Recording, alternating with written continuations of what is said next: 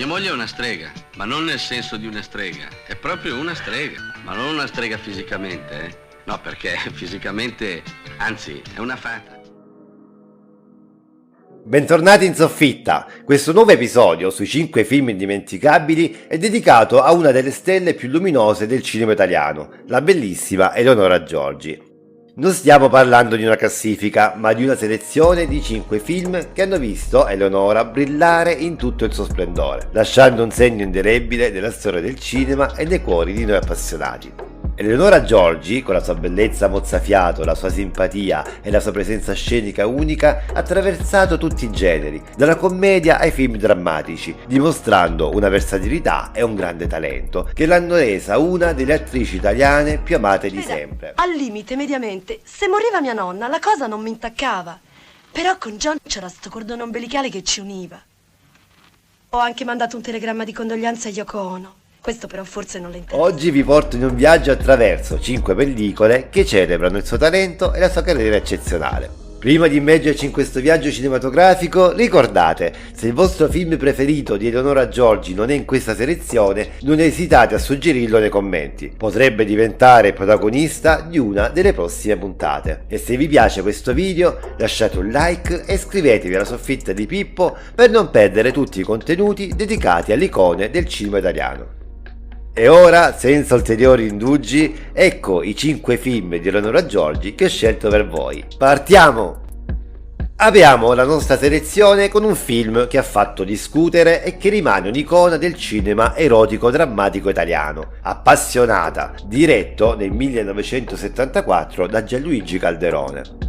In questo film Eleonora Giorgi ci regala una delle sue interpretazioni più memorabili, quella di Nicola, un personaggio che è l'emblema della provocazione e della sfida alle convenzioni. Ma andiamo con ordine. Nel cuore della trama troviamo il dottor Emilio Rutelli, un dentista maturo e affascinante, interpretato da Gabriele Ferzetti. Emilio è sposato con una pianista che ha rinunciato alla sua carriera per lui, ma la vera complicazione nella sua vita è sua figlia Eugenia, sedicenne e morbosamente attaccata al padre.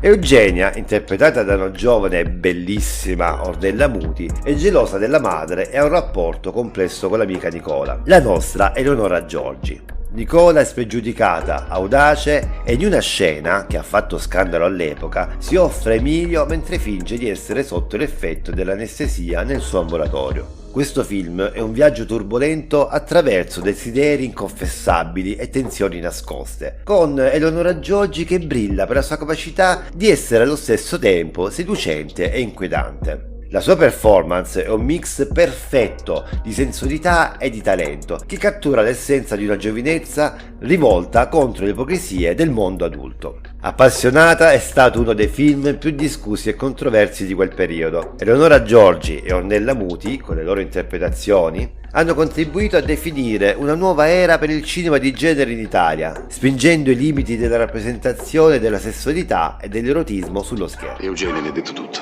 è vero? Cosa le ha detto Eugenia? Che sei incinta. Se sono solo 10 giorni c'è speranza, sai? Mi dispiace deluderla, dottore, ma per quanto mi riguarda Eugenia non avrà fratellini per il momento. Proseguiamo la nostra esplorazione nei film che hanno visto Eleonora Giorgi come protagonista con Inferno, un capolavoro di Dario Argento che fa parte della trilogia delle Tre Madri. Nel 1980 questo film ha portato sullo schermo orrore, mistero e arte alchemica, come solo Argento sapeva e sa ancora creare. In Inferno Eleonora Giorgi interpreta Sara, un personaggio che si trova immerso in una storia intricata e oscura.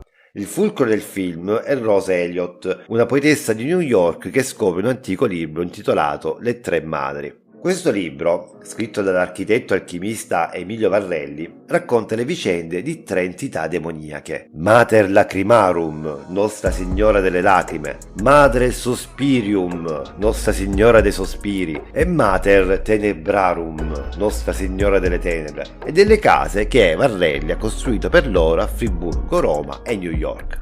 La Giorgi, nel ruolo di Sara, si trova a navigare in questo universo di terrore e mistero, mostrando, ancora una volta, la sua capacità di adattarsi a ruoli complessi e intensi.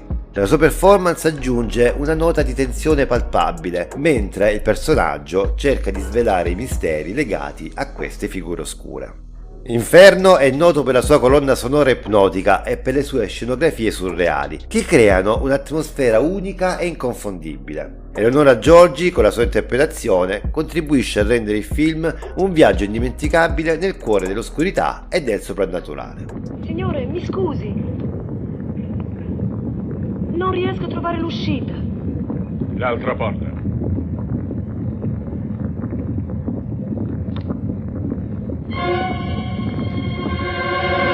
Continuiamo il nostro viaggio tra i film che hanno immortalato Eleonora Giorgi con Borotalco, una delle commedie più amate degli anni '80, diretta e interpretata da Carlo Verdone. In questo film la Giorgi è Nadia Vandelli, una figura chiave che incarna perfettamente lo spirito e il fascino degli anni in cui il film è stato realizzato. In Borotalco seguiamo le vicissitudini di Sergio Benvenuti, interpretato da un Carlo Verdone in formissima.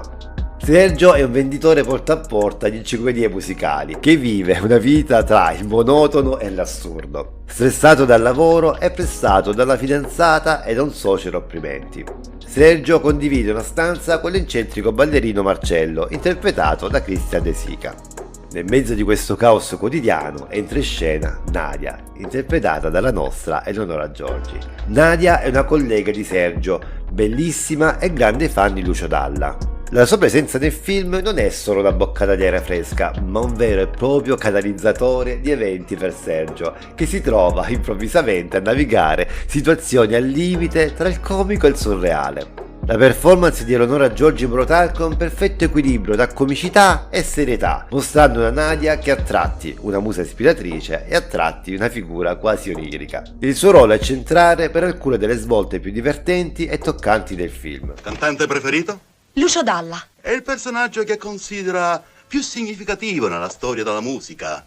In senso assoluto? Lucio Dalla. Sì, va bene. Ma un personaggio come Beethoven lo vogliamo ignorare? No, mica lo ignoro. Però Dalla è Dalla. Avanziamo nella nostra lista con Mia moglie è una strega, una commedia che ha fatto innamorare il pubblico grazie al suo mix irresistibile di magia, humor e naturalmente la bellissima Eleonora Giorgi nel ruolo di Finnicella.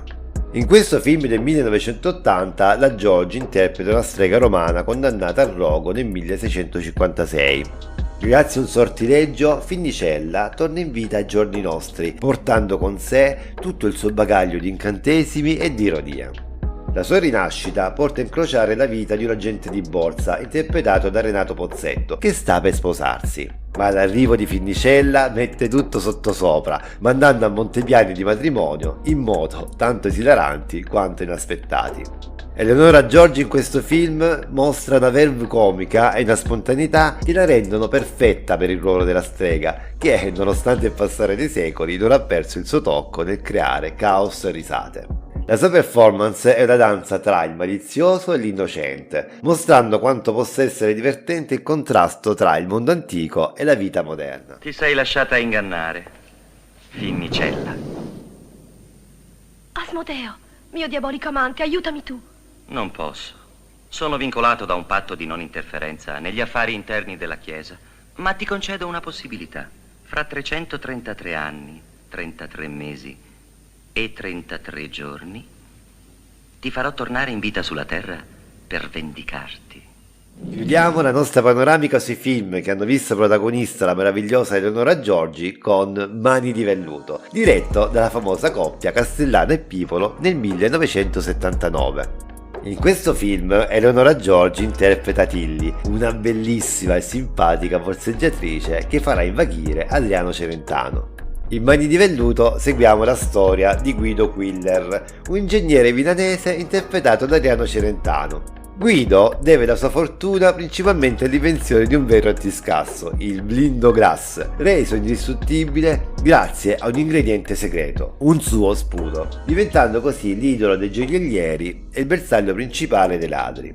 La sua vita prende una svolta inaspettata quando viene abbandonato dalla moglie, guidata solo dall'avidità. È qui che entra in scena Tilly, la nostra Eleonora Giorgi, una borseggiatrice di grande charme e abilità. La storia si infiamma quando Guido, colpito dalla sua bellezza e dal suo spirito libero, si innamora di lei.